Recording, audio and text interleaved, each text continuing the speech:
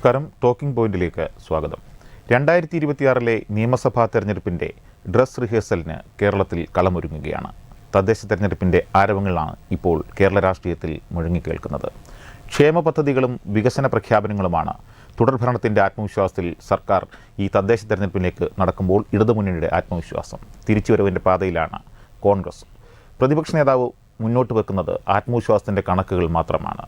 BJP ശക്തമായ സാന്നിധ്യമാകാനുള്ള ശ്രമം, അത് തൃശ്ശൂർ തെരഞ്ഞെടുപ്പിൻ്റെ വിജയത്തോടുകൂടി കൂടുതൽ ആത്മവിശ്വാസം ഉണ്ടാകുമെന്ന കണക്കുകൂട്ടലിൽ BJPയും രംഗത്തുണ്ട്. ഈ വിഷയമാണ് ഇന്ന് ടോക്കിംഗ് പോയിന്റ് ചർച്ച ചെയ്യുന്നത്. തദ്ദേശത്തിൽ കേരളം ആർക്കൊപ്പം നിൽക്കും? പ്രതികരണങ്ങളുമായി BJP നേതാവ് ശ്രീ മുക്കം പാലമുട്ടി രാധാകൃഷ്ണൻ, അതോടൊപ്പം തന്നെ രാഷ്ട്രീയ നിരീക്ഷകൻ ശ്രീ അജിത് ലോറൻസ്, ഇടതുമുന്നണി നേതാവ് ശ്രീ വെമ്പായൻ നസീർ, കോൺഗ്രസ് നേതാവ് ശ്രീ CG ശ്രീകുമാർ ഇതിനാണ് ചർച്ചയിൽ നമ്മോടൊപ്പം ചേരുന്നത്. ആദ്യം ശ്രീ വെമ്പായൻ നസീറിൽ നിന്ന് ചർച്ച ആരംഭിക്കുകയാണ്. നോക്കൂ, കഴിഞ്ഞ ആഴ്ചയാണ് വലിയ പ്രഖ്യാപനം ക്ഷേമകാര്യത്തിൽ സർക്കാർ നടത്തിയത്. അതോടൊപ്പം തന്നെ ദാരിദ്ര്യമേഖലയിലെ അതിഗംഭീരമായ പ്രഖ്യാപനം, മറ്റൊരു തരത്തിൽ വികസന പദ്ധതികൾ. എന്താണ് ഈ ആത്മവിശ്വാസത്തിൻ്റെ കണക്ക്? അത് തദ്ദേശത്തിൽ നിങ്ങൾക്ക് എത്രമാത്രം ഗുണം ചെയ്യും? നമുക്ക് 100% ഇടതുമുന്നണിക്ക് ഗുണം ചെയ്യും. 1600 രൂപയിൽ കടന്ന പെൻഷൻ 2000 രൂപയാക്കി LDF സർക്കാർ വർദ്ധിപ്പിച്ചിരിക്കുകയാണ്. അപ്പോൾ ഇത് എല്ലാത്തരം ജനങ്ങൾക്കും അത് ഉപയോഗമാണ്, ഗുണം ചെയ്യും. നമുക്ക് LDF സർക്കാരിന് പഞ്ചായത്തിൽ വലിയ നേട്ടങ്ങൾ ഉണ്ടാകുമെന്നാണ് നമുക്കത് വിശ്വാസം. അതുകൊണ്ടാണ് 100% എന്ന് പറയുന്നത്. ഓക്കെ, ശ്രീ CG ശ്രീകുമാർ, ആമുഖമായി തിരിച്ചുവരവിൻ്റെ പാതയിലാണ് കോൺഗ്രസ് എന്ന് VD സതീശനും അതോടൊപ്പം തന്നെ സണ്ണി ജോസഫും ഒക്കെ പറയുന്നുണ്ട്.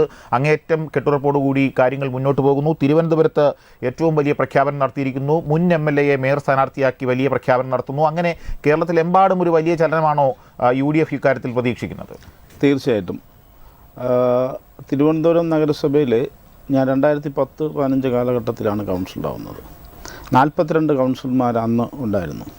അതിനുശേഷം നമുക്ക് കുറച്ച് അപജയം സംഭവിച്ചു. അത് കോൺഗ്രസ് പാർട്ടി UDF ഇപ്പോൾ തിരിച്ചറിഞ്ഞുകൊണ്ടാണ് വളരെ മുന്നൊരുക്കം ഇതിനകത്ത് നടത്തിയിട്ട് ഒരു രാഷ്ട്രീയ പാർട്ടിയും സ്ഥാനാർത്ഥിയെ നിശ്ചയിക്കുന്നതിന് മുമ്പ് ബഹുദൂരം മുന്നിൽ പോയിരിക്കുന്നു. മേയർ സ്ഥാനാർത്ഥിയെ ഞങ്ങൾ പ്രഖ്യാപിച്ചിരിക്കുന്നു.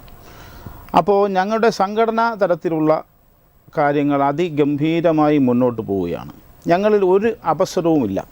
ഒരുപാട് പേര് സ്ഥാനാർത്ഥിത്വം മോഹിച്ചവരുണ്ടാവും, ലഭിക്കാത്തവരുണ്ട്. ലഭിക്കാത്തവരാരും തന്നെ ഇന്ന് വരെ ഒരു പാർട്ടി നേതൃത്വത്തിനോ മുന്നണി സംവിധാനത്തിനോ എതിരായിട്ട് പ്രവർത്തിച്ചിട്ടില്ല. പ്രത്യേകിച്ചും ഞാനും ആഗ്രഹിച്ച ആളാണ്, എനിക്ക് സീറ്റ് ലഭിച്ചില്ല. പക്ഷേ ഞങ്ങൾക്ക് ആർക്കും സീറ്റ് ലഭിക്കാത്തതിലോ മറ്റു തരത്തിലോ എല്ലാ അഭിപ്രായ വ്യത്യാസങ്ങളും ഞങ്ങൾ മാറ്റിവെച്ചുകൊണ്ട് ഒറ്റക്കെട്ടായി ഈ നഗരസഭയുടെ 45 വർഷത്തെ അഴിമതി ഭരണം അവസാനിപ്പിക്കണം എന്നുള്ള ദൃഢനിശ്ചയത്തിലാണ് ഞങ്ങൾ മുന്നോട്ട് പോകുന്നത്. ഞങ്ങളുടെ വ്യക്തിപരമായ താല്പര്യങ്ങളൊന്നും തന്നെ ഇതിൽ മുഖവിലേക്ക് എടുക്കുന്നില്ല. നമുക്കറിയാം, 45 വർഷത്തിൽ 40 വർഷവും മാറ്റിവെച്ചാൽ കഴിഞ്ഞ 5 വർഷം നടന്നത് അഴിമതിയുടെ പൂരമായിരുന്നു. ഈ അഴിമതിയുടെ പൂരത്തിന് നേതൃത്വം കൊടുത്തത് ആര്യ രാജേന്ദ്രനും CPMൻ്റെ ജില്ലാ നേതൃത്വവും. നമുക്കറിയാമല്ലോ, കത്ത് വിവാദം. ഈ ജോലിക്ക് അവിടെ താൽക്കാലിക നിയമനത്തിന് അല്ലെങ്കിൽ മറ്റ് എംപ്ലോയ്മെൻറ്റിൽ നിന്ന് പേര് എടുത്തിട്ട് അതിൽ എത്ര പേര് 271 പേരെ നിശ്ചയിക്കാൻ ആ 271ൻ്റെ ലിസ്റ്റ് CPM ജില്ലാ കമ്മിറ്റി ഓഫീസിൽ നിന്ന് തരണമെന്ന് ആവശ്യപ്പെട്ട മേയർ ആ കേസൊക്കെ വേണ്ട രീതിയിൽ അന്വേഷിച്ചില്ല. ക്രൈംബ്രാഞ്ചാണ്. ഞാനതിൽ വിജിലൻസിൽ ആദ്യ ദിവസം പരാതി കൊടുത്ത ആളാണ്. വിജിലൻസിൻ്റെ പരാതി അത് വിജിലൻസിൽ പോയി മൊഴി കൊടുത്ത ആളാണ്. അതിൽ ഗൗരവമായി പോയില്ല എന്നുള്ളത് യാഥാർത്ഥ്യം മനസ്സിലാക്കി ഞാൻ ഹൈക്കോടതിയിൽ പോയി. ഹൈക്കോടതി വളരെ നീണ്ട ദിവസങ്ങളെടുത്തുകൊണ്ട് ഞാൻ CBI അന്വേഷണം ആവശ്യപ്പെട്ടാണ് ഹൈക്കോടതി പോയത്. CBI അന്വേഷണത്തിന് അനുമതി കിട്ടിയില്ല.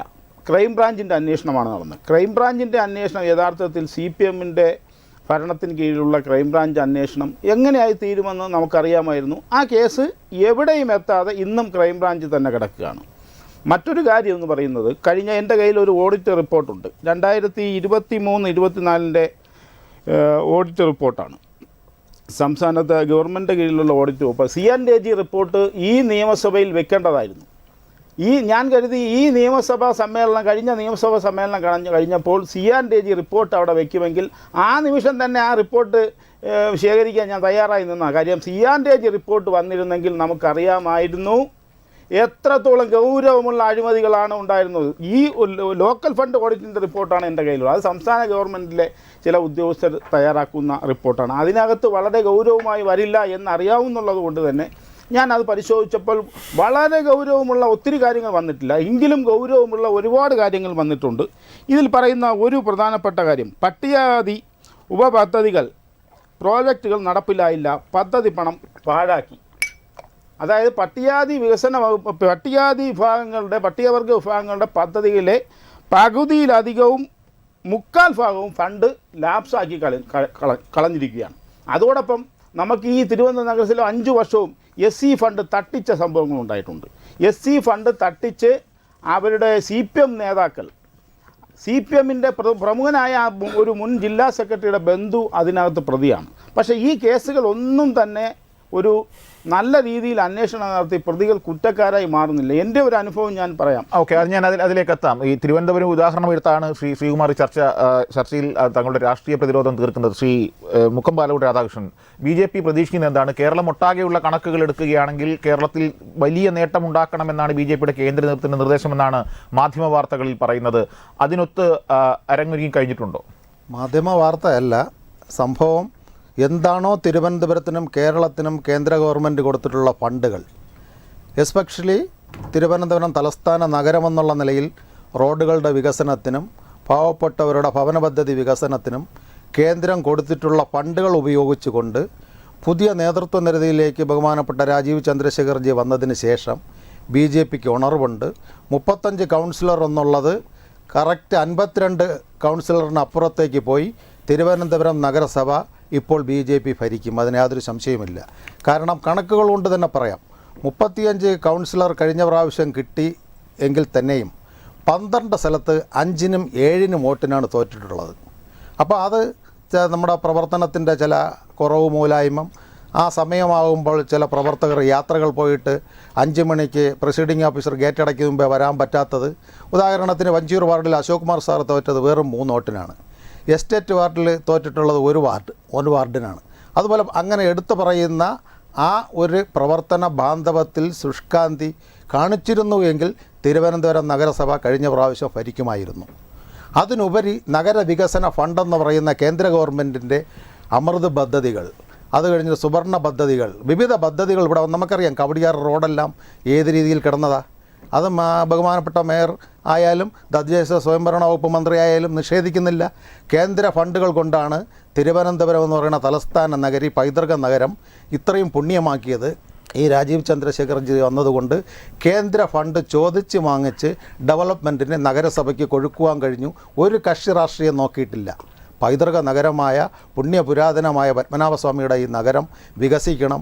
ലോകോത്തരമായ രീതിയിൽ MP പത്മനാഭൻ സാറും ബാലകൃഷ്ണ സാറും ഒക്കെ നഗരപിതാവായിരുന്നപ്പോൾ ഏത് ഗ്രീൻ സിറ്റി ആയിരുന്നോ, ബഹുമാനപ്പെട്ട ഇന്നത്തെ വിദ്യാഭ്യാസ വകുപ്പ് മന്ത്രി ശിവൻകുട്ടി സഖാവ് തന്നെ ഇവിടെ ഭരിച്ചിരുന്നപ്പോൾ ഗ്രീൻ സിറ്റി ആയിരുന്നു. അപ്പോൾ അത്തരത്തിലുള്ള സിറ്റി പഴയ പ്രതാപം തിരിച്ചു കൊണ്ടുവരണം, പൈതൃകം തിരിച്ചു കൊണ്ടുവരണം. സാധാരണക്കാർക്ക് ഭവന പദ്ധതികൾ കിട്ടണം.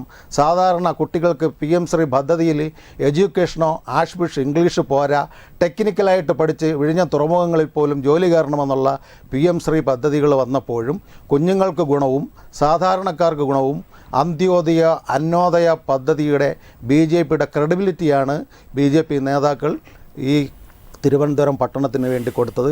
അതിൻ്റെ വികസനമാണ്, അല്ലാതെ ഇടതുപക്ഷത്തിൻ്റെ വികസനമല്ല, മേയറുടെ വികസനമല്ല. ഓക്കെ, ശ്രീ അജിത് ലോറൻസ്, നോക്കൂ, തിരുവനന്തപുരത്തേക്കാണ് ആദ്യം സ്ഥാനാർത്ഥി വന്നത്. തിരുവനന്തപുരത്താണ് ഏറ്റവും ശ്രദ്ധേയമായ രാഷ്ട്രീയ പോരാട്ടം നടക്കുന്നത്. തിരുവനന്തപുരമാണ് ഏറ്റവും വലിയ രാഷ്ട്രീയ പരീക്ഷണശാലയായി മാറാൻ പോകുന്നത്. ഇങ്ങനെയാണ് ഈ തദ്ദേശ തെരഞ്ഞെടുപ്പിൻ്റെ ചിത്രത്തിൽ പറയുന്നത്.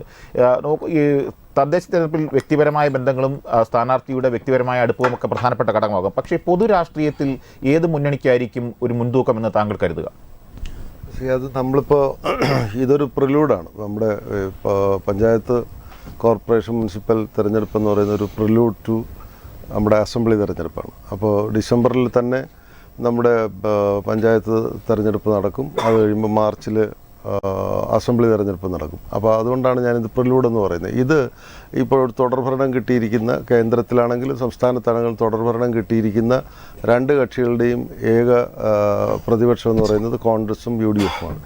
ഇതിൻ്റെ ഒരു സാഹചര്യം നമ്മൾ മനസ്സിലാക്കുമ്പോൾ യഥാർത്ഥത്തിൽ ഡു ഓർ ഡൈ എന്നുള്ള രീതിയിലേക്കാണ് കോൺഗ്രസിൻ്റെ പ്രവർത്തനം ഇപ്പോൾ വന്നിരിക്കുന്നത്. കോൺഗ്രസ്സിന് ഈ 6 കോർപ്പറേഷൻ കേരളത്തിലുണ്ട്. 6 കോർപ്പറേഷനിൽ 4 പിടിച്ചെങ്കിൽ മാത്രമേ അവർക്ക് ആത്മവിശ്വാസത്തോടുകൂടി അസംബ്ലിയിലേക്ക് പോകാൻ പറ്റുള്ളൂ എന്നുള്ളൊരു വിലയിരുത്തൽ കോൺഗ്രസ് നേതാക്കന്മാർ നടത്തിയിരിക്കുന്നു. അതിലേക്ക് വേണ്ടിയുള്ള പ്രവർത്തനങ്ങൾ അവർ നടത്തുന്നു. അതുകൂടാതെ 152ഓളം മുനിസിപ്പാലിറ്റികളുണ്ട്. അത് ആ രീതിയിൽ തന്നെ അവർ കൈകാര്യം ചെയ്യാൻ തീരുമാനിച്ചിരിക്കുന്നു. ഇത് ശക്തമായ ഒരു പ്രതിപക്ഷം എന്നുള്ള നിലയ്ക്ക് കേന്ദ്ര സംസ്ഥാന സർക്കാരുകളുടെ പ്രവർത്തനങ്ങളും ഈ നേരത്തെ കോൺഗ്രസ് പ്രതിനിധിയും അതുപോലെ രാധാകൃഷ്ണനൊക്കെ പറഞ്ഞതുപോലെ വികസന പ്രവർത്തനങ്ങൾ എവിടെയൊക്കെ നടത്തണമെന്നുള്ളത് അതൊക്കെ ഇതെല്ലാം മനുഷ്യരുടെ അവകാശമാണ്. ഒരു സമൂഹത്തിൻ്റെ ഒരു രാജ്യത്തിലെ മനുഷ്യരുടെ അവകാശമാണ് കേന്ദ്രം കൊടുത്താലും സംസ്ഥാനം ചെയ്താലും. ആ അവകാശങ്ങൾ എവിടെയൊക്കെ നിഷേധിക്കപ്പെട്ടു എന്നുള്ളത് കോൺഗ്രസ്സുകാർ പ്രതിപക്ഷം എടുത്ത് ഫോക്കസ് ചെയ്ത് കാണിക്കും എന്നുള്ളതാണ് നമ്മൾ മനസ്സിലാക്കുന്നത്. എങ്കിലും ഒരുപാട് പാളിച്ചകൾ ഉണ്ടായിട്ടുണ്ട്, പലയിടത്തും വികസനം നടത്തിയിട്ടുമുണ്ട്. അപ്പോൾ അതെല്ലാം കാണിച്ചുകൊണ്ട് പിന്നെ ദീർഘകാലം തുടർഭരണം എന്ന് പറഞ്ഞ ദീർഘകാലം ഇപ്പം നേരത്തെ പറഞ്ഞതുപോലെ 45 വർഷമായിട്ട് തിരുവനന്തപുരം കോർപ്പറേഷൻ ഭരിക്കുന്ന LDF എന്ന് പറയുമ്പോൾ അതിൻ്റെ ഒരു ഭരിക്കുന്നവർക്ക് ആ മുന്നണിക്ക് അല്ലെങ്കിൽ ആ രാഷ്ട്രീയ പാർട്ടിക്ക് നേതൃത്വം നൽകുന്ന രാഷ്ട്രീയ പാർട്ടിക്ക് തന്നെ ഒരു ഉത്സാഹക്കുറവുണ്ടാകും സ്വാഭാവികമായി. ഞങ്ങളിങ്ങനെയൊക്കെ പ്രവർത്തിച്ചാലും മതി, ഞങ്ങൾക്ക് വോട്ട് കിട്ടും എന്നൊക്കെയുള്ള ആ ഒരു രീതിയിലുള്ള പോക്കിനെ ചലഞ്ച് ചെയ്യേണ്ട സമയം ആസന്നമാണ്.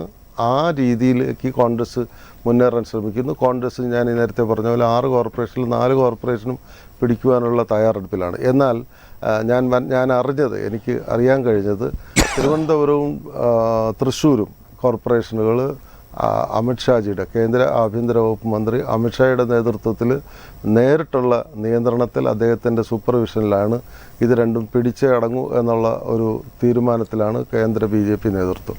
ആ രീതിയിലേക്ക് വരുമ്പോൾ ഇവിടുത്തെ മത്സരം വളരെ, നമ്മൾ വെറും തിരുവനന്തപുരം കോർപ്പറേഷന് മാത്രം പറയുന്നതല്ല, കേരളം മൊത്തം നടക്കുന്ന ഈ ഒരു സംഭവം, അതിനകത്ത് ശക്തമായ ഒരു പോരാട്ടം നടക്കുന്നത് തിരുവനന്തപുരവും തൃശ്ശൂരുമായിരിക്കും. എന്തായാലും വരും ദിവസങ്ങളിൽ ജനങ്ങളെ ബോധവൽക്കരിക്കാൻ വേണ്ടിയുള്ള പ്രവർത്തനങ്ങൾ 3 മുന്നണികളും അതിൻ്റെതായ ലെവലിൽ മുന്നോട്ട് വരുന്നു. വ്യക്തമാണ്. ശ്രീ നസീർ, നോക്കൂ, ഇവിടുത്തെ രണ്ടാമത്തെ പ്രധാനപ്പെട്ട വിഷയം ഈ ഏത് രാഷ്ട്രീയ സംവിധാനത്തോടൊപ്പം ജനം നിൽക്കും എന്നുള്ളതാണ്. അതാണല്ലോ ഈ തെരഞ്ഞെടുപ്പിനെ, എല്ലാ തെരഞ്ഞെടുപ്പിനെയും അതിൻ്റെ വിധി നിർണ്ണയിക്കുക. BJP വളരെ വ്യക്തമായ രാഷ്ട്രീയവും നിലപാടുകളുമായാണ് പ്രത്യേകിച്ച് 2 കോർപ്പറേഷനുകളിൽ ഈ കേരളത്തിൽ ഒരു ത്രികോണ രാഷ്ട്രീയ മത്സരത്തിൻ്റെ പശ്ചാത്തലം ഒരുങ്ങി എന്ന് ഇടതുമുന്നണി കരുതുന്നുണ്ടോ? ഞാൻ അതിലേക്ക് വരാം. അതിനു മുമ്പായി പ്രിയപ്പെട്ട എൻ്റെ സുഹൃത്തുക്കളായ BJPയുടെ വക്താക്കളും അതുപോലെ എൻ്റെ പ്രിയപ്പെട്ട കോൺഗ്രസിൻ്റെ വക്താവും പറഞ്ഞത് ഞാൻ വളരെ കൗതുകത്തോടെയാണ്. അവർ 2 പാർട്ടിക്കാരും സംസാരിച്ചതെല്ലാം ഒരേ വിഷയത്തിൽ ഊന്നിയാണ്. അവരുടെ ശത്രു ഇടതുപക്ഷമാണ്. അപ്പോൾ സംസാരത്തിൽ നിന്ന് മനസ്സിലായില്ല, ഇവർ അനിയം ബാവ ചേട്ടൻ ബാവ കളിക്കുകയാണ്. ഇപ്പോൾ കോൺഗ്രസ്സിന് 10 കൗൺസിലറാണുള്ളത്. 10 കൗൺസിലർ. ഒരു സമയത്ത് ഈ തിരുവനന്തപുരത്തിൻ്റെ മുടിചൂടാ മന്നന്മാരായിരുന്നു കോൺഗ്രസിൻ്റെ നേതാക്കളും കോൺഗ്രസിൻ്റെ പ്രവർത്തകരും. അവരുടെ വോട്ടെല്ലാം എവിടെ പോയി? അവരുടെ വോട്ടാണ് BJPയിലേക്ക് പോയത്. അതുകൊണ്ടാണല്ലോ 34-35 കൗൺസിലർമാർ BJP കിട്ടിയത്. അപ്പോൾ പണ്ട് മുതലേ അഡ്ജസ്റ്റ്മെൻറ്റ് രാഷ്ട്രീയമാണ്. ആര്? BJPയും UDFും കോൺഗ്രസുമായിട്ട്. അത് ഇനിയും തുടരും. ഇപ്പോൾ തന്നെ എൻ്റെ സുഹൃത്ത് പറഞ്ഞു, കേന്ദ്രത്തിൻ്റെ ഫണ്ട് ഉപയോഗിച്ചാണ് തിരുവനന്തപുരത്ത് വികസനം വന്നതെന്ന്. അത് സത്യം പറഞ്ഞാൽ കേൾക്കുന്നവരത് പുച്ഛിച്ച് തള്ളും.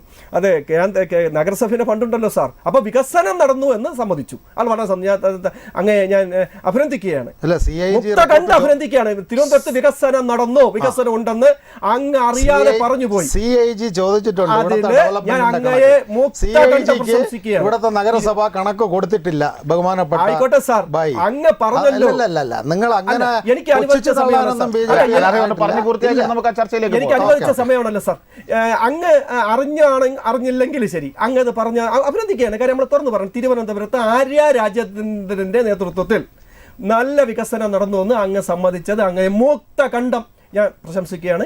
പിന്നെ ഒരു തിരുത്തും കൂടി ഞാൻ ഈ സന്ദർഭത്തിൽ പറയുകയാണ്, കേന്ദ്രത്തിന്റെ ഫണ്ടല്ല സാർ, അത് നഗരസഭയുടെ ഫണ്ടും സംസ്ഥാന സർക്കാരിന്റെ ഫണ്ടുമാണ്. നിങ്ങൾ കവടിയാർ റോഡ് വികസിച്ചതും റോഡുകളുടെ ഫണ്ട് നിങ്ങൾ ആഡിറ്റ് ആൻഡ് കൺട്രോൾ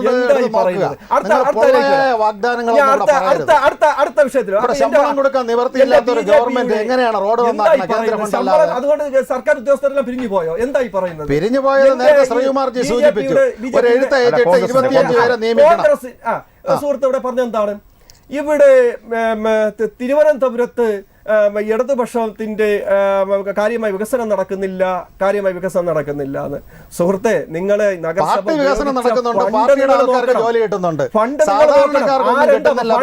മുഴുവൻ ഫണ്ടും മേയറുടെ അധികാര പരിധി നിന്നുള്ള മുഴുവൻ ഫണ്ടും ഉപയോഗിച്ച് നിങ്ങൾക്ക് രാജേന്ദ്രനോട് പ്രത്യേക വൈരാഗ്യമുണ്ട്.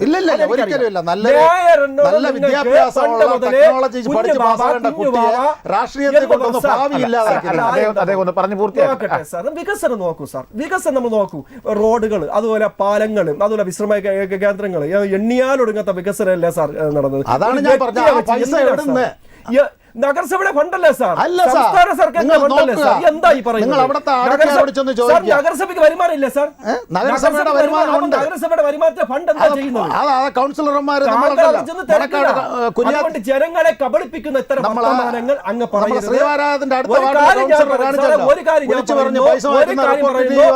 ഒരു കാര്യം ഞാൻ പറയുന്നു, ഈ തെരഞ്ഞെടുപ്പ് കഴിഞ്ഞ കാല തെരഞ്ഞെടുപ്പ് പോലെയല്ല, അഭിമാനത്തിന്റെയും അന്തസ്സിന്റെയും തെരഞ്ഞെടുപ്പാണ്. നിലനിൽപ്പിന്റെ തെരഞ്ഞെടുപ്പ് നിലനിർത്തണം. കോർപ്പറേഷൻ തുടർഭരണം നിലനിർത്തണം. അതെന്താണ്?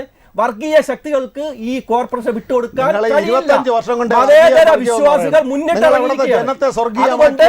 ഞങ്ങൾ LDFന്റെ ഒന്നാം തരം ഏറ്റവും നല്ല സ്ഥാനാർത്ഥികളെ, ശക്തരായ സ്ഥാനാർത്ഥി നമ്മൾ ഇന്നോ നാളെയോ പ്രഖ്യാപിച്ച് ഞങ്ങൾ കളത്തിലിറക്കും.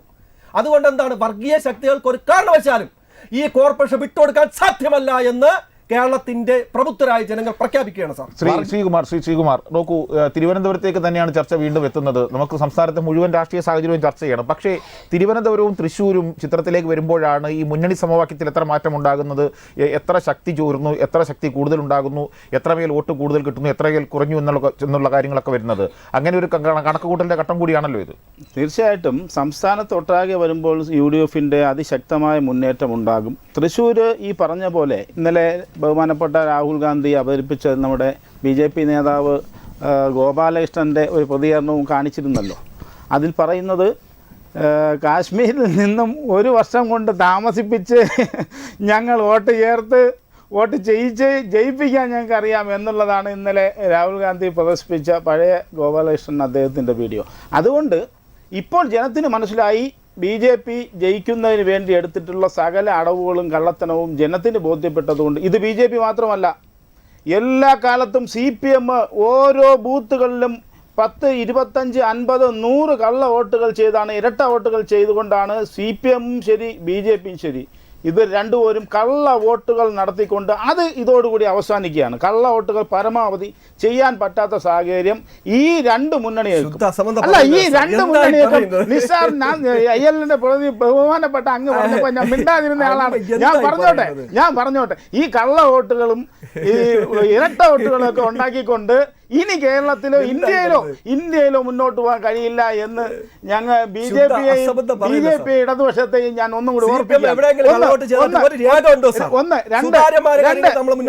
രണ്ട് ഇദ്ദേഹം പറഞ്ഞു തിരുവനന്തപുരം കോർപ്പറേഷനെ കുറിച്ച് അദ്ദേഹത്തിന് ഒന്നും അറിയില്ല. കാരണം അദ്ദേഹം വെമ്പായമായതുകൊണ്ട് പഞ്ചായത്തിലുള്ള ആളായതുകൊണ്ട്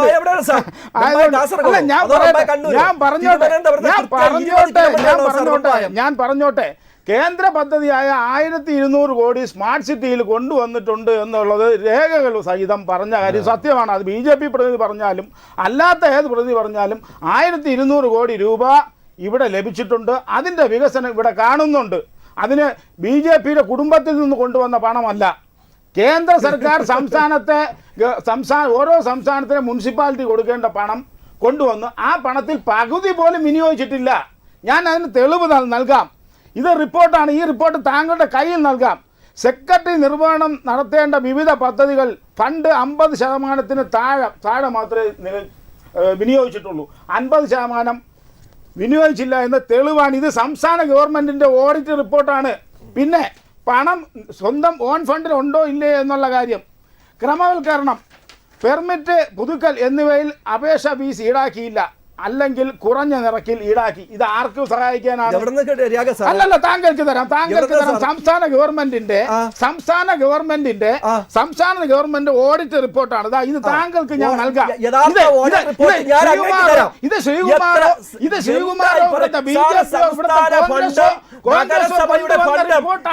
ഉപയോഗിച്ചെന്നുള്ള രേഖ ഞാൻ അങ്ങേക്ക് തരാം. ഈ രേഖ ഞാൻ അങ്ങേക്ക് നൽകാം. ഈ രേഖ എന്ന് പറയുന്നത് 365 പേജുള്ള ഓഡിറ്റ് റിപ്പോർട്ടാണ്. സംസ്ഥാന ഗവൺമെന്റിന്റെ കീഴിൽ ഓഡിറ്റ് റിപ്പോർട്ട്. അതിൽ നിന്ന് 10-15 പേജ് മാത്രം ഞാൻ എടുത്തിട്ടുള്ളൂ. താങ്കളെ പോലെയുള്ള ഘടകകക്ഷികളുടെ ഗതികേടുണ്ടല്ലോ.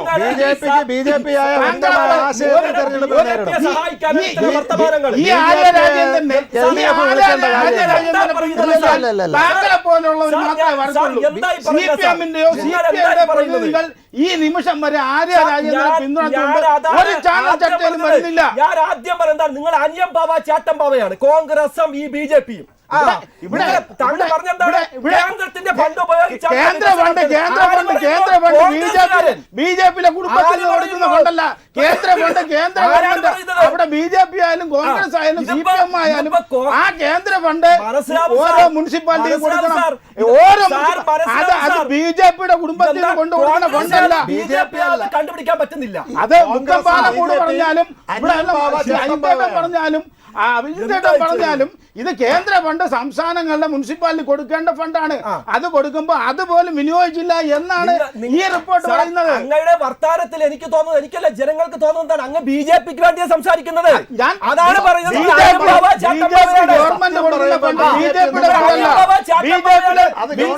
കാണുന്നവർക്കറിയാം, ഈ ചർച്ച കാണുന്നവർക്കറിയാം. ഈ ചർച്ച കാണുന്നവർക്കെല്ലാം ബോധ്യമാവുന്ന തെളിവ് സഹിതമാണ് ഞാൻ പറയുന്നത്. സംസ്ഥാനത്ത് സെക്രട്ടറി നിർവഹിക്കേണ്ട ഫണ്ടാണ്. 50% ചെലവഴിച്ചില്ല എന്ന് പറഞ്ഞത് നിങ്ങളുടെ സർക്കാരിന്റെ എംബ്ലം വെച്ച പുസ്തകം അടിച്ചതിനാണ് ഞാൻ പറയുന്നത്. ഇത് BJP-യുടെയോ CPM-ന്റെ കാര്യമല്ല. പത്രങ്ങളിൽ വന്നോട്ടെ മൊത്തം വിനിയോഗിച്ച പൈസ.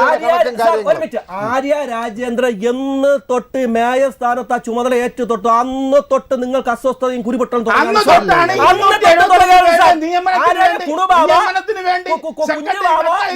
പറഞ്ഞുകൊണ്ട്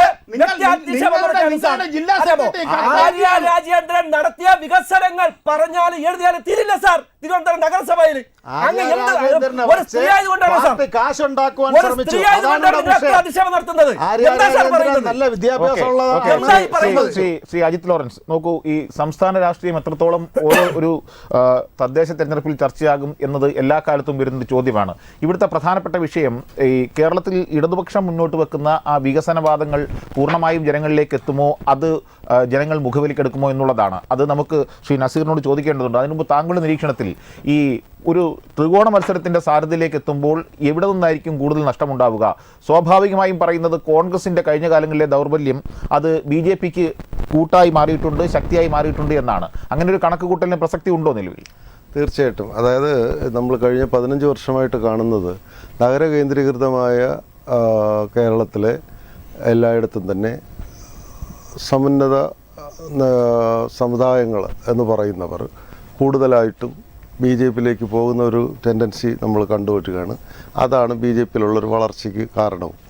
അതുകൂടാതെ പിന്നോക്കം എന്ന് പറയുന്നില്ല, മൊത്തത്തിൽ പിന്നോക്കം എന്ന് പറയുന്നില്ല, എന്നാൽ ഭൂരിപക്ഷം വരുന്ന വേറൊരു സമുദായത്തിനെ മറ്റൊരു രീതിയിലേക്ക് BJP-യിലേക്ക് എത്തിക്കാൻ വേണ്ടി പണ്ട് ഉണ്ടായിരുന്ന കോൺഗ്രസിൻ്റെ ചില ശക്തി കേന്ദ്രങ്ങൾ, വോട്ടിൻ്റെ ശക്തി കേന്ദ്രങ്ങളെ വേറൊരു രീതിയിലേക്ക് BJP-യിലൊരു സംഘപരിവാറിൻ്റെ ഒരു സഖ്യകക്ഷിയാക്കി മാറ്റിയിട്ടുണ്ട്. ഞാൻ പറയുന്നത് വ്യക്തമാകും ഇല്ല എന്നുണ്ടെങ്കിൽ ഞാൻ അതിനെ എടുത്ത് തന്നെ പറയേണ്ടിയിരിക്കുന്നു. BDJS പോലുള്ള സംഘടനകൾ വന്നപ്പോൾ BJP-ക്ക് കൂടുതൽ സ്വാധീനം ഉണ്ടാക്കാൻ കഴിഞ്ഞു.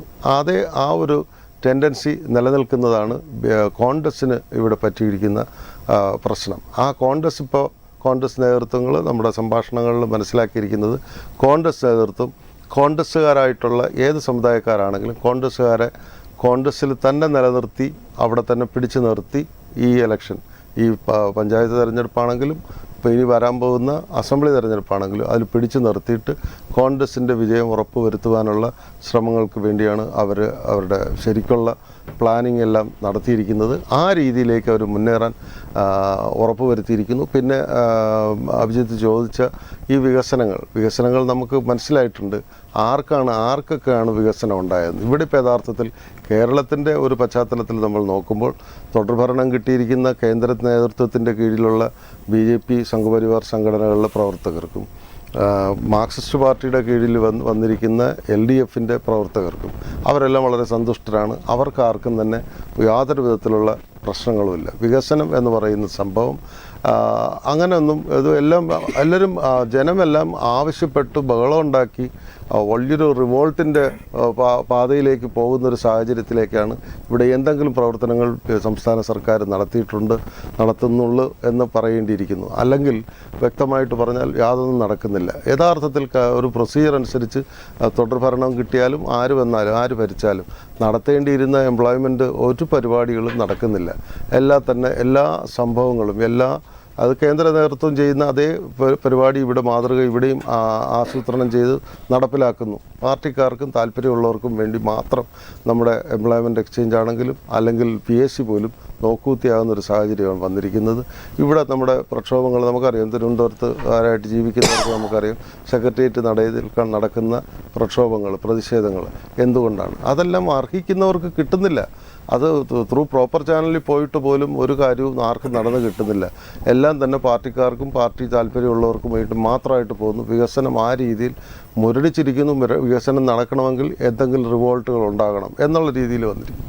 അതെല്ലാം തന്നെ ഈ വരുന്ന തെരഞ്ഞെടുപ്പുകളിൽ 2 തെരഞ്ഞെടുപ്പിലും പഞ്ചായത്ത് തെരഞ്ഞെടുപ്പിലാണെങ്കിലും അസംബ്ലി തെരഞ്ഞെടുപ്പിലാണെങ്കിലും അത് പ്രതിഫലിക്കും എന്ന് തന്നെയാണ് കോൺഗ്രസ് വിശ്വസിക്കുന്നത്. അത് തന്നെയാണ് പൊതുസമൂഹത്തിൻ്റെയും ചിന്ത. ശ്രീ രാധാകൃഷ്ണൻ, നോക്കൂ, ഇവിടുത്തെ മൂന്നാമത്തെ കക്ഷി എന്ന നിലയിൽ BJP 20% വോട്ട് എന്നാണ് കഴിഞ്ഞ കാലങ്ങളിൽ ശ്രീ K. സുരേന്ദ്രൻ അദ്ദേഹം BJPയുടെ അധ്യക്ഷപദം ഒഴിഞ്ഞപ്പോൾ പറഞ്ഞത്. ആ 20% നേട്ടത്തിൽ നിന്ന് നിങ്ങൾ പ്രതീക്ഷിക്കുന്നത് എന്താണ്? ഈ തദ്ദേശ തെരഞ്ഞെടുപ്പിൻ്റെ ഫലപ്രഖ്യാപനം ഉണ്ടാകും?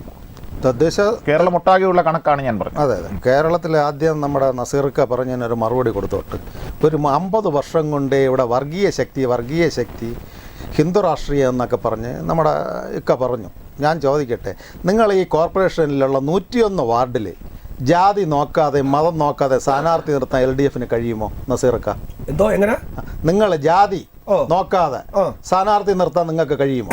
നിങ്ങൾ എന്താ ഈ ഇടതുപക്ഷം എന്ന് പറഞ്ഞാൽ സാർ, ഞാൻ മറുപടി പറയട്ടെ സാർ. ഇടതുപക്ഷ ജാതി മതമല്ല നോക്കുന്നത്, മനുഷ്യനാണ് നോക്കുന്നത്, വിജയ സാധ്യത നോക്കുന്നത്. ഞാൻ നിങ്ങളുടെ സമയത്തിൽ വന്നപ്പോൾ മോഡറേറ്റർ ഇടപെട്ടു, ഞാൻ നിർത്തി. നിങ്ങൾ നേരിട്ടായതുകൊണ്ട് മറുപടി പറഞ്ഞോട്ടെ ഞാനും കരുതിയത്. അതുകൊണ്ട് ഞാൻ കൂടുതൽ ഞാൻ പറയുന്ന നമ്മൾ ലക്ഷക്കണക്കിന് ആൾക്കാർ കാണുന്ന ഒരു ചർച്ചയാണ്. നമ്മൾ അലുമ്പാക്കരുത്. വേറെ ചാനലിൽ നമ്മൾ കണ്ടല്ല നീ ആരടാ ഞാൻ ആരടാ, അതൊന്നും ഇവിടെ വരരുത്. നല്ല രീതിയിൽ ക്രെഡിബിലിറ്റി ഉള്ള ഒരു ചർച്ചയെ കൊണ്ടുപോകണമെന്നാണ് എന്റെ ആഗ്രഹം. ജനം അത് കാണണം. ഈ തിരുവനന്തപുരത്ത് ബഹുഭൂരിപക്ഷം വരുന്ന 30 ലക്ഷം ജനത വിധിയെഴുതണം. നിങ്ങളുടെ ഭരണത്തിൽ നമ്മൾ എവിടെ വർഗീയം കാണിച്ചു? ഇവിടെ നിങ്ങൾ ഭീമാപള്ളിക്കും കേന്ദ്ര ഫണ്ട് കൊടുത്ത് ലൈറ്റ് ഇട്ടിട്ടുണ്ട്, പാളയം പള്ളിക്കും ലൈറ്റ് കൊടുത്ത് ഇട്ടിട്ടുണ്ട്, പാളയം ഗണപതി ക്ഷേത്രത്തിലും. ഇതെല്ലാം അമൃത് പദ്ധതിയാണ് സുഹൃത്തെ. അല്ലാതെ ഇവിടെ മുസ്ലിം ജാതിയെന്നോ ക്രിസ്ത്യൻ ജാതിയെന്നോ മതം നോക്കി BJP ചെയ്യാറില്ല. ഈ രാഷ്ട്രത്തെ പരംഭവനത്തിലെത്തിക്കുവാൻ വേണ്ടി നമ്മുടെ പ്രധാനമന്ത്രി ചെയ്യുന്നതാണ്. ഇന്ന് നിങ്ങൾ ഭാരതത്തിൻ്റെ തിരുവനന്തപുരം സിറ്റിയുടെ കണക്ക് നല്ല റിപ്പോർട്ട് നമ്മുടെ അജിത് ജി സൂചിപ്പിച്ചു. നല്ല നിലവാരമുള്ളൊരു കാര്യമാണ് ഇവിടെ പറഞ്ഞത്. നമ്മളെ സിറ്റിയെ കക്ഷി രാഷ്ട്രീയമോ ജാതിയോ മതമോ നോക്കാതെ ലോകോത്തരമായ നിലവാരത്തിൽ MP പത്മനാഭൻ സാർ എങ്ങനെ നഗരസഭ കൈകാര്യം ചെയ്തതുപോലെ ആക്കണം. ഞാൻ മേയറെ വിമർശിച്ചിട്ടില്ല. മേയർ പറഞ്ഞത് നല്ല വിദ്യാസമ്പന്നയായ കുട്ടിയാണ്, ഭാവിയുണ്ട്. അത്തരത്തിലുള്ള ഒരു നല്ലൊരു കൗൺസിലറെ ഇവിടെ കൊണ്ടിരുത്തി ജയിപ്പിച്ച് നിങ്ങൾ മേയറാക്കിയിട്ട് പിൻവാതിൽ നിയമനങ്ങളും അഴിമതികളും നമ്മളെ ചില തെളിച്ചേരാൻ പറ്റാതെ ഞാൻ നേരത്തെ പറഞ്ഞില്ലേ നസീർ ഭായി, നേരത്തെ പറഞ്ഞില്ലേ ഞാൻ ഇടപെടല്ല.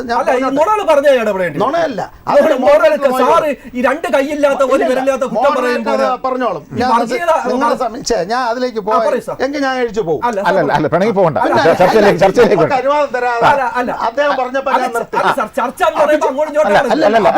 അദ്ദേഹം പറഞ്ഞപ്പോ നിയന്ത്രിച്ചപ്പോ ഞാൻ നിർത്തി. എന്റെ രാഷ്ട്രീയ മാന്യതയും പ്രതിപക്ഷ ബഹുമാനവും ഞാൻ നസീർക്കാട് കാണിച്ചു. ചർച്ചയുടെ ഒരു പൊതു സ്വഭാവം അങ്ങനെയാണ്. ഈ കുട്ടിക്ക് മുൻ ജില്ലാ സെക്രട്ടറി കൊടുത്ത ലെറ്റർ വഴി എത്ര നിയമനം നടത്തി? ബാക്കി BJP-ന്നോ കോൺഗ്രസിന്നോ ആരെങ്കിലും നിങ്ങൾ നിയമിച്ചിട്ടുണ്ടോ? നിങ്ങളാ കൗൺസിലർ ഓടി വന്ന് 5000 രൂപ വാങ്ങിച്ച് പാക്കറ്റ് ഇടുന്നത് ചാനലുകളിൽ കൂടി നമ്മൾ കണ്ടതല്ലേ? മുട്ടത്തറ കൗൺസിലർ മനുഷ്യരെ കളഞ്ഞു. അതിപ്പോ ഒരു ആഹാരത്തിൽ കളഞ്ഞിട്ട് മനുഷ്യരെ സ്ഥാനത്ത് നിന്നല്ല ഊരി മുഴുവൻ പീയണിങ്ങെ പൊതിഞ്ഞ് ചോറ്റിൽ പൊതിഞ്ഞിട്ട് നമ്മൾ അഴിമതി ചെയ്തിട്ടില്ല എന്ന് പറയുന്ന ഒരു അവസരവാദ രാഷ്ട്രീയം ഉപയോഗിച്ചതാണ്. നമുക്ക് വ്യക്തമായ നിലപാടുണ്ട്, വ്യക്തമായ രാഷ്ട്രീയമുണ്ട്. നമ്മുടെ രാജീവ് ചന്ദ്രശേഖർജി പറഞ്ഞു, കേന്ദ്രം കൊടുത്തിട്ടുണ്ട്. നേരത്തെ വ്യക്തമായ രീതിയിൽ അജിത് ലോറൻസ് സൂചിപ്പിച്ചു. തിരുവനന്തപുരവും തൃശ്ശൂരുമല്ല, പാലക്കാട്, അതുപോലെ പത്തനംതിട്ട, ബഹുഭൂരിപക്ഷം പഞ്ചായത്ത്, ജില്ലാ പഞ്ചായത്ത് എല്ലാം BJP ഇപ്പോൾ വരും. അതിനുള്ള മാറ്റം നിങ്ങൾ 45 വർഷം കൊണ്ടേ പറയുന്ന വർഗീയ ധ്രുവീകരണം ഇവിടെ മാറി ഭാരതം വികസനത്തിലേക്ക് പോകുമ്പോൾ കേരളം ഒരു പ്രത്യേക സംസ്ഥാന രാജ്യമായി നിൽക്കുവാൻ അനുവദിക്കൂല BJP. നല്ല കാര്യങ്ങൾ നിങ്ങൾ കവടിയാർ റോഡ് വഴി പോയി നോക്കൂ, ഏത് ഫണ്ടാണ് എന്ന് താങ്കൾ സൂചിപ്പിച്ചു. മറ്റ് ഗ്രാമപഞ്ചായത്തിലുള്ള ഫണ്ടുകൾ, ദീനദയാൽ സടക്ക് യോജന ഫണ്ടുകൾ, അമൃത പദ്ധതികൾ, അത് കഴിഞ്ഞിട്ട് പാവങ്ങൾക്ക് കൊടുത്ത ലക്ഷം വീട് നമ്മളെ EMS പദ്ധതിയുടെ ഫണ്ട് എവിടുന്നാണ്? 4 ഗ്രാമങ്ങളിൽ 4 ലക്ഷവും നഗരങ്ങളിൽ 6 ലക്ഷവും കൊടുക്കുന്ന ഫണ്ട് എവിടുന്ന? ഇത്രയും വീടുകൾ പ്രധാനമന്ത്രി പറഞ്ഞു ഈ രാജ്യത്ത് ഭവനമില്ലാത്തവർ ഉണ്ടാകരുത്. കുടിവെള്ള പദ്ധതിക്ക് വേണ്ടി ഊർജ്ജ പദ്ധതി ഇവിടെ കൊണ്ടുവന്നു. ഇലക്ട്രിസിറ്റി ബോർഡുകാരന്മാർ പോയി സൂര്യപ്രകാശം വയ്ക്കുമ്പോൾ ഇടതുപക്ഷ യൂണിയനിലുള്ളവന്മാർ അത് തടസ്സപ്പെടുത്തി. പാവങ്ങളെ വീടുകളിൽ സൂര്യപ്രകാശത്തിന് കറണ്ട് കാണുവാൻ വേണ്ടി നിങ്ങൾ ഈ സംസ്ഥാനത്തെ ഇലക്ട്രിസിറ്റി ബോർഡും മന്ത്രിയും അതിൻ്റെ ഉദ്യോഗസ്ഥനും ഇടതുപക്ഷക്കാർ എതിർത്തു. തൊട്ടടുത്ത സംസ്ഥാനമായ നമ്മുടെ തമിഴ്നാട്ടിലും കർണാടകത്തിലും സൂര്യശ്രീ പദ്ധതിയിൽ വിളക്ക് കാണുമ്പോഴും മലകളിൽ കുടിവെള്ളം കൊണ്ടുപോകുന്ന പദ്ധതികൾ നിങ്ങൾ തുരങ്കം വെച്ചു. എന്തിനു? കുഞ്ഞുങ്ങൾ പഠിക്കുന്ന PMC പദ്ധതിക്ക് വേണ്ടി കോടികൾ കൊടുത്തു. ഇപ്പോൾ ചോദിക്കാതെയാണ് 98 കോടി ഇന്നലെ കൊടുത്തിരിക്കുന്നത്. എന്നിട്ട് ആ പദ്ധതി വിനിയോഗിക്കുമ്പം ഇതെല്ലാം നിങ്ങൾ വർഗീയമാണ് ഞങ്ങളെല്ലാം സ്വർഗീയ കക്ഷികളാണെന്ന് പറഞ്ഞാൽ തിരുവനന്തപുരത്തെ 30 ലക്ഷം ജനങ്ങൾ ഇനി അംഗീകരിക്കില്ല. BJP ആയിരിക്കും ഭരിക്കുന്നത്. ശ്രീകുമാർ, ആ ഒരു വാദഗതിയോട് ശ്രീകുമാറിന്റെ പ്രതികരണമാണ് അറിയേണ്ടത്. കോൺഗ്രസ് അങ്ങനെ വിട്ടുകൊടുക്കാൻ തയ്യാറാണോ? കോൺഗ്രസ് ഒരു വിട്ടുവീഴ്ചയ്ക്കും തയ്യാറല്ല എന്നുള്ളത് കഴിഞ്ഞ ദിവസങ്ങളിൽ തെളിയിച്ച കാര്യമാണ്. ഇവിടെ കോൺഗ്രസ് മുഖ്യമായ കക്ഷിയായി തിരുവനന്തപുരത്തും കേരളത്തിലെമ്പാടും പ്രത്യേകിച്ച് തൃശ്ശൂരും പാലക്കാടും പോലും കോൺഗ്രസിൻ്റെ നേതൃത്വത്തിലുള്ള ഒരു മുനിസിപ്പാലിറ്റിയും കോർപ്പറേഷനും യാഥാർത്ഥ്യമാകാൻ പോവുകയാണ്. BJPയുടെ ഭരിക്കുന്ന പാലക്കാട് മുനിസിപ്പൽ വൈസ് ചെയർപേഴ്സൺ ഉൾപ്പെടെ കോൺഗ്രസിലേക്ക് വരുന്ന ഒരു സാഹചര്യമാണ്.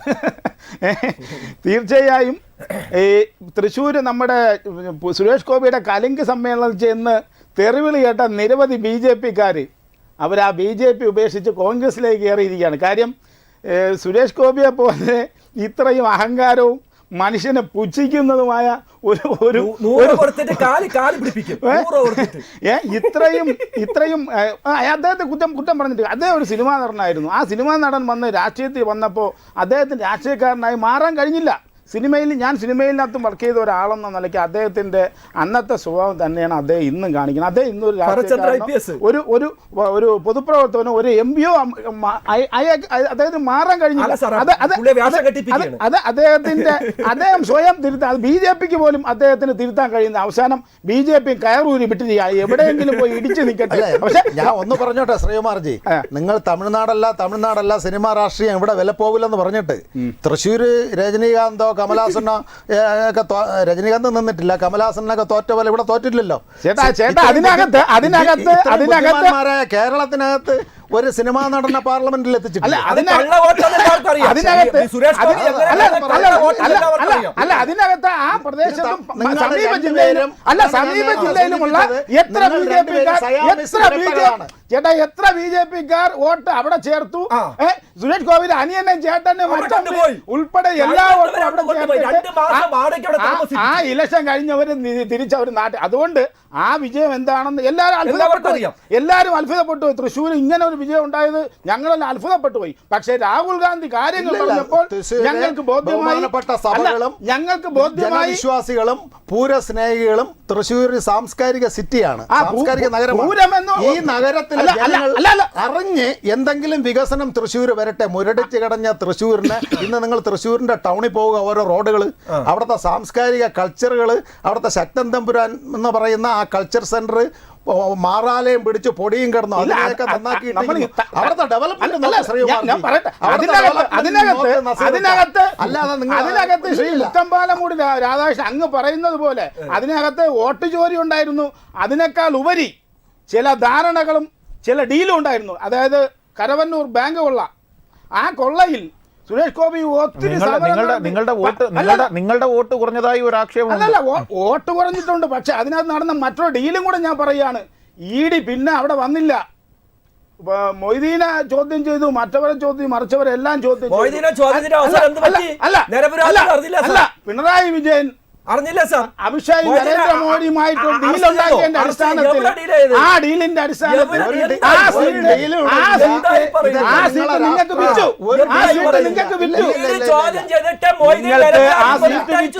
CPM തൃശ്ശൂരിൽ CJP ആണ് ജയിച്ചത്, BJP അല്ല ജയിച്ചത്. തൃശ്ശൂരിൽ ജയിച്ചത് CJP ആണ് ജയിച്ചത്. അങ്ങനെയാണ് BJPക്ക് ഒരു MP ഉണ്ടാകുന്നത്. പക്ഷേ കേരളത്തിലെ ജനങ്ങൾ തിരിച്ചറിഞ്ഞു, കേരളത്തിൽ ജനങ്ങൾ മനസ്സിലാക്കുന്നു, CJPയും BJPയും തമ്മിലുള്ള വ്യത്യാസം മനസ്സിലാക്കുന്നു. ഈ പഞ്ചായത്ത് മുനിസിപ്പൽ തെരഞ്ഞെടുപ്പിൽ നിങ്ങൾക്ക് മനസ്സിലാവും CJP ആണോ BJP ആണോ കോൺഗ്രസ് ആണോ ജനങ്ങൾ ആശ്രയിക്കുന്നതെന്ന് ഈ തെരഞ്ഞെടുപ്പിൽ മനസ്സിലാക്കും. തിരുവനന്തപുരത്ത് നസീർ, ഈ കോൺഗ്രസിന്റെ ആത്മവിശ്വാസത്തെ താങ്കൾ എങ്ങനെയാണ് കാണുന്നത്? ആത്മവിശ്വാസം നമ്മൾ കണ്ടില്ല. K മുരളീധരൻ അദ്ദേഹം ഒരു ജൈത്രയാത്ര നടത്തി, 101 വാർഡിൽ ജൈത്രയാത്ര പാതി വഴിയിൽ ഉപേക്ഷിച്ചു സാർ.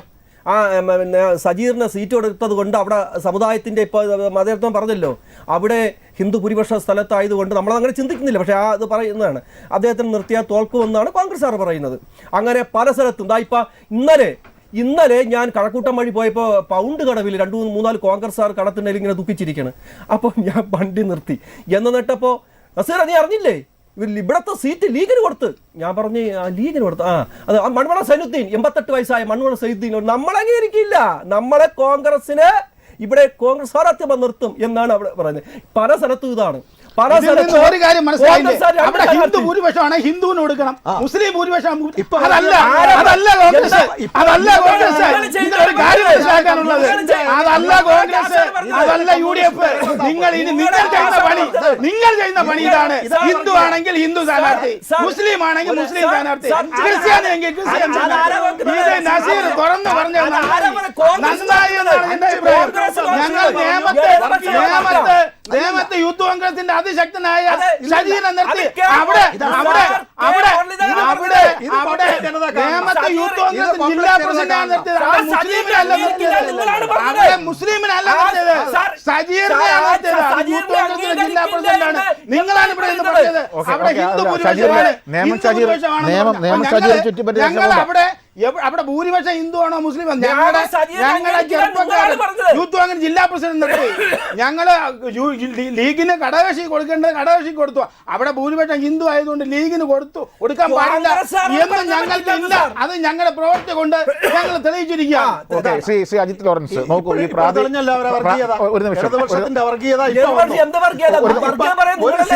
ഒരു കക്ഷിക്ക് കൊടുത്തപ്പോൾ മുസ്ലിം പറഞ്ഞു,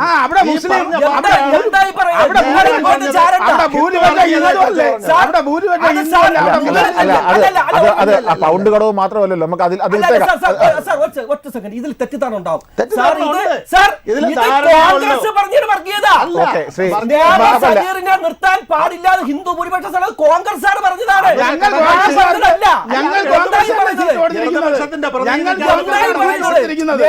നിയമ സജീറിനെ നിർത്താൻ പാടില്ല എന്നും അവിടെ ഹിന്ദു ഭൂരിപക്ഷ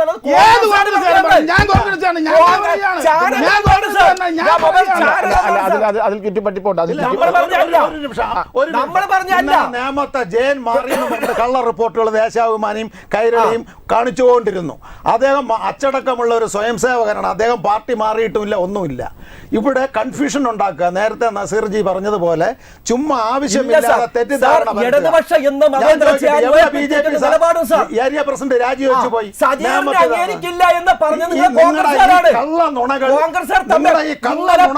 ജനം വിശ്വസിക്കില്ല. ഇതിനുള്ള തെരഞ്ഞെടുപ്പ് വിധിയാണ് ഈ നവംബർ മാസം നടക്കുവാൻ പോകുന്ന തെരഞ്ഞെടുപ്പില്. അടുത്ത മാസം ഈ 30 ലക്ഷം ജനത നിങ്ങളവിടെ തൂത്തുവാരും. നമുക്കറിയാം, കണ്ടറിയാം. ഓക്കെ ശ്രീ അജിത് ലോറൻസ്, നമുക്ക് കേരളത്തിന്റെ പൊതുവായ ഒരുപാട് വിഷയങ്ങൾ ചർച്ച ചെയ്യാനുണ്ടായിരുന്നെങ്കിലും തിരുവനന്തപുരവും തൃശ്ശൂരുമാണ് ഈ ചർച്ചയിൽ പ്രധാനമായും മുന്നോട്ട് വന്നത്. അതിനൊക്കെ ഉപരിയായിട്ട് ഇപ്പോൾ ഈ 3 മുന്നണികളും മുന്നോട്ട് വെക്കുന്ന ആത്മവിശ്വാസത്തിന്റെ ഒരു തലമുണ്ടല്ലോ. ആ ആത്മവിശ്വാസത്തിന്റെ തലത്തിൽ LDF പ്രതീക്ഷിക്കുന്നത് ഈ കഴിഞ്ഞ ആഴ്ച ഉണ്ടായ പ്രഖ്യാപനങ്ങളും ഈ ദാരിദ്ര്യ മേഖലയിലെ പ്രഖ്യാപനം അടക്കമുള്ള കാര്യങ്ങളാണ്. അത് പ്രാദേശികമായി ഉള്ള ഈ തെരഞ്ഞെടുപ്പിൽ എത്രത്തോളം ചർച്ചയാകും, പ്രത്യേകിച്ച് ക്ഷേമ പെൻഷൻ? അത് അഭിജിത്ത്, ഇതിനകത്ത് ഈ അതിദരിദ്രർ എന്ന് പറയുന്നതും ദാരിദ്ര്യം എന്ന് പറയുന്ന സംഭവം നമ്മൾ ഗ്ലോബലി എടുത്ത് പറയേണ്ട ഒരു കാര്യം കൂടിയുണ്ട്. 150 രാജ്യങ്ങളുടെ ഹങ്കർ ഇൻഡെക്സിൽ ഇന്ത്യ നിൽക്കുന്നത് 119 സ്ഥാനത്താണ്. അതിനകത്ത് കേരളം പെടും.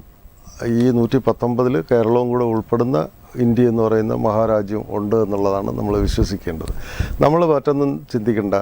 ഈ നമ്മുടെ ജനറൽ ഹോസ്പിറ്റൽ പോലുള്ള മെഡിക്കൽ കോളേജ് പോലുള്ള ഗവൺമെൻറ് ഹോസ്പിറ്റലുകളിൽ അന്നദാനം നടത്തുന്ന സംഘടനകൾ, അത് ചാരിറ്റി ചെയ്യുന്ന സംഘടനകളുണ്ട്, ഇൻക്ലൂഡിങ് DYFI.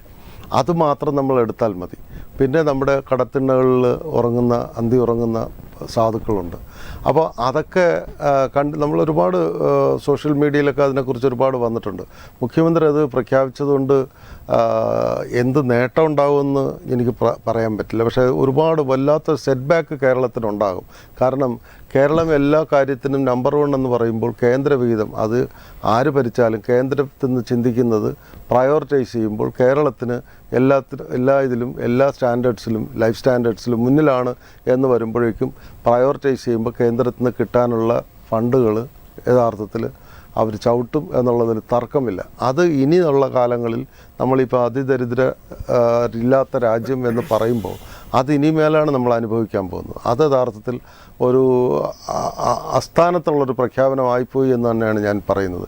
കാരണം ആ പ്രഖ്യാപനത്തോടു കൂടി തന്നെ ഇപ്പോൾ ഈ പറയുന്ന ആ ഒരു ഇടപെടലിൻ്റെ ഒരു മാനവികത ഉണ്ടല്ലോ ശ്രീ അജിത് ലോറൻസ്, അതിനെ നമുക്ക് പൂർണ്ണമായും തള്ളിക്കളയാനാകുമോ? നമുക്കറിയാം ഈ ഒരു വീടുണ്ടായാലും വീട്ടിൽ കൃത്യമായി ഭക്ഷണം കഴിക്കാൻ കഴിയാതെ കഴിയുന്ന എത്രയോ ആൾക്കാരുണ്ട്. പ്രത്യേകിച്ച് ഒരു ഗൃഹനാഥനെങ്ങാനും അപകടത്തിൽ പെട്ടുപോയാൽ അദ്ദേഹത്തിന് ജോലി ചെയ്യാൻ കഴിയാതായാൽ അല്ലെങ്കിൽ ഏതെങ്കിലും തരത്തിലുള്ള മാനസികമായ അസ്വസ്ഥത ഉള്ളവരുണ്ടെങ്കിൽ അവരുടെ കാര്യങ്ങളൊക്കെ നോക്കാൻ കഴിയാത്ത ഒരു കുടുംബം ഉണ്ടാവുക, അവർക്കൊക്കെ ഒരു കൈത്താങ്ങുണ്ടാകുക എന്ന മാനവികതയെ നമുക്ക് എഴുതിത്തള്ളാനാകുന്ന ഒന്നാണോ? അല്ല, മാനവികത നമ്മൾ എന്തെങ്കിലും ചെയ്തിട്ടല്ലേ മാനവികത ഉണ്ടാക്കേണ്ടത്. അല്ലാതെ നമ്മൾ പ്രഖ്യാപനം നടത്തിയിട്ട് നമുക്കിവിടെ അതിദരിദ്രരില്ല ദരിദ്രരില്ല. ഞാൻ പറഞ്ഞോട്ടെ നസീർ ഞാൻ പറഞ്ഞോട്ടെ ഈ അതിദരിദ്രരില്ല എന്ന് പറയുമ്പോൾ അഭിജിത്ത് പറഞ്ഞത് വീടുണ്ട്, പക്ഷെ വീടിനകത്ത് തീ കത്തിക്കണ്ടേ, അരി ഉണ്ടാക്കണ്ടേ? പറയട്ടെ, ഞാൻ പറയട്ടെ. റേഷൻ കടയുടെ കഥ നസീറിന് അത് വേറൊരു ചർച്ച. അല്ലല്ല പറഞ്ഞോട്ടെ, അല്ലല്ല നിങ്ങൾ ഇടപെടണ്ട, അങ്ങനെ ഇടപെടരുത്. നമുക്ക് റേഷൻ കടയുടെ കാര്യവും സിവിൽ സപ്ലൈസിന്റെ കാര്യമൊക്കെ നമുക്ക് വേറെ ചർച്ച ചെയ്യാം. അത് ഒരുപാട് ചർച്ച ചെയ്തതാണ്. ഇവിടെ ഇപ്പോഴത്തെ പ്രശ്നം എന്ന് പറയുന്നത് ഇലക്ട്രിസിറ്റി ബില്ല് എത്രയാണ്, വീടുണ്ടെങ്കിൽ ഇലക്ട്രിസിറ്റി ബില്ല് എത്രയാണ്, വാട്ടർ അതോറിറ്റി ബില്ല് എത്രയാണ്, സാധനങ്ങളുടെ അവശ്യ വസ്തുക്കളുടെ അവൈലബിലിറ്റി എത്രത്തോളം ഉണ്ട്, എന്തോരം വില കൊടുക്കണം. വെറും 30 രൂപയ്ക്ക് മേടിച്ചുകൊണ്ടിരുന്ന ബിസ്ക്കറ്റ് 10 രൂപയ്ക്ക് മേടിച്ചുകൊണ്ടിരുന്ന 30 മേടിച്ചത് 70. ബിസ്ക്കറ്റിന്റെ കാര്യമാണ്. ഏതെങ്കിലും ഒരു വീട്ടില് ബിസ്ക്കറ്റ് മേടിക്കാൻ മക്കളുണ്ടെങ്കിൽ ബിസ്ക്കറ്റ് മേടിക്കാതിരിക്കാൻ പറ്റൂ? ഇത്രയധികം പറയട്ടെ, ഞാൻ പറഞ്ഞിട്ടില്ല, ഞാൻ പറഞ്ഞു തീർന്നിട്ട് മതി. ഇല്ലില്ല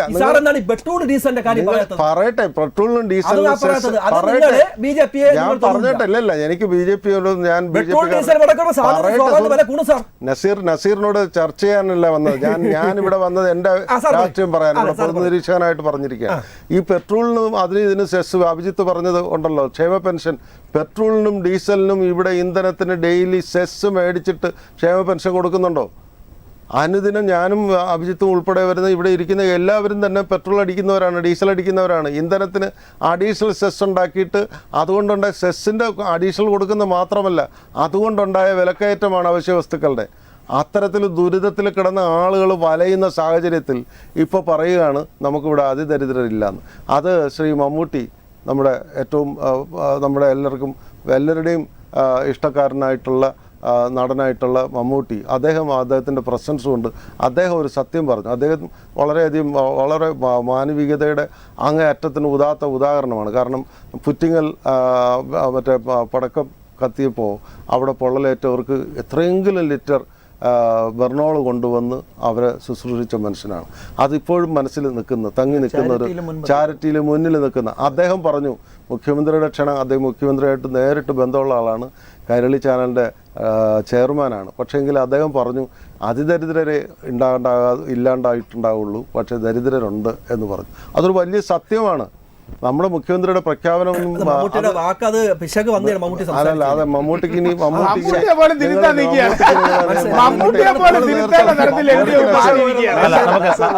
ചുമ്മാ ചർച്ച ചെയ്ത് അലങ്കോലപ്പെടുത്തല്ലേ.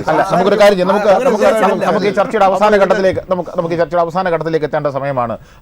ശ്രീകുമാർ, നോക്കൂ, നിങ്ങളുടെ ആത്മവിശ്വാസം നേരത്തെ നിങ്ങൾ പറഞ്ഞു തരുന്നു. ഈ കഴിഞ്ഞ തദ്ദേശ തെരഞ്ഞെടുപ്പിൽ നിന്ന് നിങ്ങൾ ഈ ഘട്ടത്തിലേക്ക് എത്തുമ്പോൾ നിങ്ങൾ എത്രമാത്രം മുന്നോട്ട് പോകും എന്നാണ് കരുതുന്നത്? ഒരു സംശയമില്ലാതെ തിരുവനന്തപുരത്തെ കാര്യം മാത്രമല്ല ഞാൻ പറയുന്നത്, മൊത്തത്തിൽ കാര്യങ്ങളും പറയുന്നു. അതോടൊപ്പം തിരുവനന്തപുരവും ഈ പാലക്കാടും തൃശ്ശൂരും ഒക്കെ ഒരു മുഖ്യമായ ചർച്ചയുള്ളത് കൊണ്ട് ഞാൻ പറയുകയാണ്, തൃശ്ശൂർ ഞങ്ങൾ അധികാരത്തിൽ വരും, പാലക്കാട് ഞങ്ങൾ അധികാരത്തിൽ വരും, തിരുവനന്തപുരം കോർപ്പറേഷനിലെ ഏറ്റവും വലിയ മുന്നണിയായിട്ട് UDF വരും. അങ്ങനെ വരുന്ന സാഹചര്യത്തിൽ ഞങ്ങളുടെ മേയർ സ്ഥാനാർത്ഥിയായിട്ടുള്ള ശബരിനാഥ് തിരുവനന്തപുരത്തിൻ്റെ മേയറാകും. അത് ഇവിടുത്തെ യുവജനങ്ങൾ ആഗ്രഹിക്കുന്നുണ്ട്, ഇവിടെ വ്യത്യസ്തമായ വിവിധ തലങ്ങളിലെ ജനങ്ങൾ ആഗ്രഹിക്കുന്നുണ്ട്. കാരണം ഇവിടെ നല്ലൊരു മുഖം ആണ് ഞങ്ങൾ പ്രസൻറ്റ് ചെയ്തിട്ടുള്ളത്. ഇതുവരെ BJPക്കോ LDFനോ അവരുടെ മേയർ സ്ഥാനാർത്ഥി ആരെന്ന് സമൂഹത്തിന് മുമ്പിൽ പറയാൻ കഴിഞ്ഞിട്ടില്ല. ഞങ്ങളുടെ സ്ഥാനാർത്ഥിയെ സംബന്ധിച്ച് യാതൊരു ആക്ഷേപവുമില്ല. അദ്ദേഹം വലിയ ശമ്പളത്തിന് ജോലി ചെയ്യുന്ന ആ ശമ്പളവും ഒഴിവാക്കിക്കൊണ്ട് പൊതുപ്രവർത്തന രംഗത്ത് വന്ന ആളാണ്. ലക്ഷങ്ങൾ ശമ്പളം വാങ്ങിയിരുന്ന ഒരു ഉദ്യോഗസ്ഥനായിരുന്നു. അപ്പോൾ അദ്ദേഹത്തിന് പണത്തിന് പിന്നാലെ പോകുന്ന ആളല്ല, രാഷ്ട്രീയം നിത്യ തൊഴിലാക്കിയ ആളല്ല. അത്തരത്തിലുള്ള ഒരു വലിയ മുഖത്തെ ഞങ്ങൾ അവതരിപ്പിക്കുന്നു. ഞങ്ങൾ ഒറ്റക്കെട്ടായി നിൽക്കുന്നു. ഞങ്ങൾ ഹിന്ദു ഭൂരിപക്ഷമുള്ളിടത്ത് ഹിന്ദുവിനെ നിർത്താനല്ല ഞങ്ങൾ നിൽക്കുന്നത്.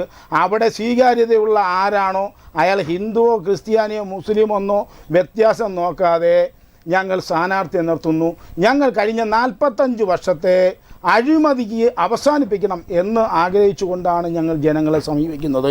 ഞങ്ങൾ ഓരോ അഴിമതിയും അക്കമിട്ട് നിരത്തി ജനങ്ങളോട് സംസാരിക്കും, ജനങ്ങളെ ബോധ്യപ്പെടുത്തും. അതിൻ്റെ അടിസ്ഥാനത്തിൽ ഒരു അന്ത്യം കുറിക്കണം അഴിമതി ഭരണത്തിന്, അന്ത്യം കുറിക്കണം കുത്തക ഭരണത്തിന്.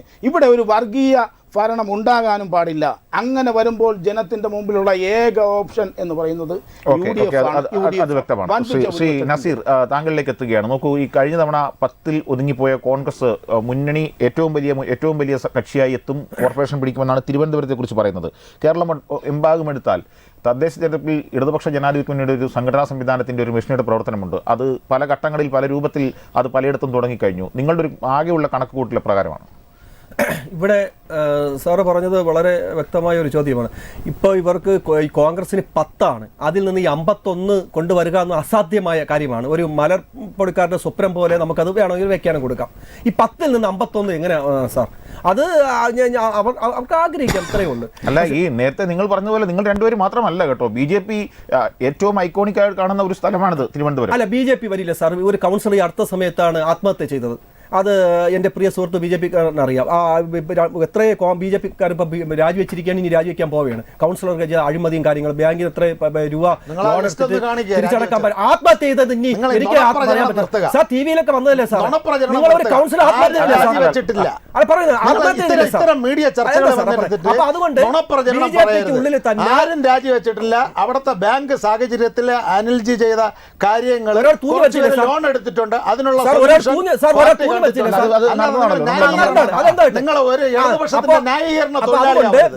അതുകൊണ്ട് ബിജെപിക്ക് ഉള്ളിൽ അസംബന്ധമായ പ്രസ്താവനകൾ തിരുത്തി നമുക്ക് ചർച്ച ഒരാൾ മരിച്ചതിനെ കുറിച്ച് ഇങ്ങനെ ദുഷിക്കരുത്. അല്ല ദുഷിക്കല്ലേ സാർ, അല്ലല്ല, മരിച്ച യാഥാർത്ഥ്യം പറഞ്ഞതാണ്. ഇല്ല, എന്താ ദുഷിച്ചതല്ല, അങ്ങനെ വ്യാഖ്യാനം കൊടുക്കരുത്. നിങ്ങൾ എത്ര ഇവിടെ അഴിമതി ഇല്ല, ഒരു പറ്റി പറഞ്ഞു സാർ. സാർ, എന്റെ അവസരമല്ലേ സാർ? നിങ്ങളെ ഉള്ളൂരുള്ള അനിൽകുമാർ അല്ല, നിങ്ങളെ പാർട്ടി സാർ, എന്റെ അവസരമല്ലേ സാർ? എന്റെ നിങ്ങളെ അവസരം പാർട്ടിയുടെ ഏരിയ സെക്രട്ടറിയും പഴയ സാർ, വൈസ് പ്രസിഡന്റും പഴയ കൗൺസിലറും എന്റെ അവസരമല്ലേ സാർ? ബിജെപിയുടെ എന്റെ സ്ഥാനാർത്ഥിയായ അവസരമല്ലേ സാർ? നിങ്ങൾ എന്തിനാണ് എന്റെ ഈ അവസരം. നുണപ്രചരണം അപ്പോ ഞാൻ പറയുന്നത്? ഈ ജനത, തിരുവനന്തപുരം കോർപ്പറേഷനിലെ ജനത സാർ, നിങ്ങൾക്ക് മറുപടി അടുത്ത മാസം ഞാൻ തെരഞ്ഞെടുക്കും. പറഞ്ഞു വരുന്നത് കോൺഗ്രസ് ഇപ്പോൾ സാറ് ബഹുമാന്യനായ ആങ്കർ പറഞ്ഞതിന് വ്യക്തമായി പറഞ്ഞപ്പോൾ അവസാനിപ്പിക്കാം.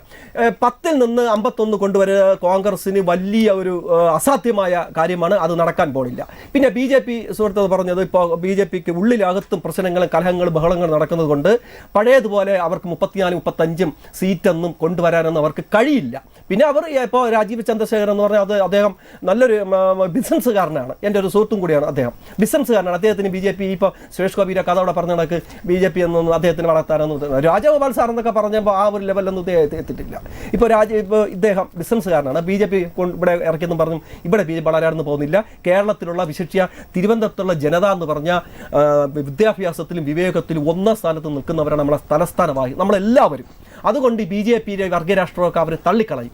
LDF തന്നെ ഇനി അധികാരത്തിൽ വരും. ഓക്കെ, ശ്രീ രാധാകൃഷ്ണൻ, താങ്കൾക്ക് BJPയുടെ കണക്കുകൂട്ടലുകളും പ്രതീക്ഷകളും?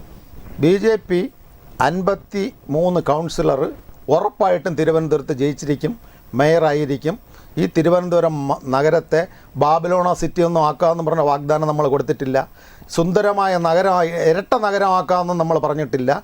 നമ്മുടെ നസീർ പറഞ്ഞതുപോലെ ഈ തിരുവനന്തപുരം സിറ്റിയെ ലോകോത്തര നിലവാരമുള്ള സിറ്റി ആക്കുവാനും നഗരമാക്കുവാനും BJP ശ്രമിച്ചുകൊണ്ടിരിക്കുന്നു.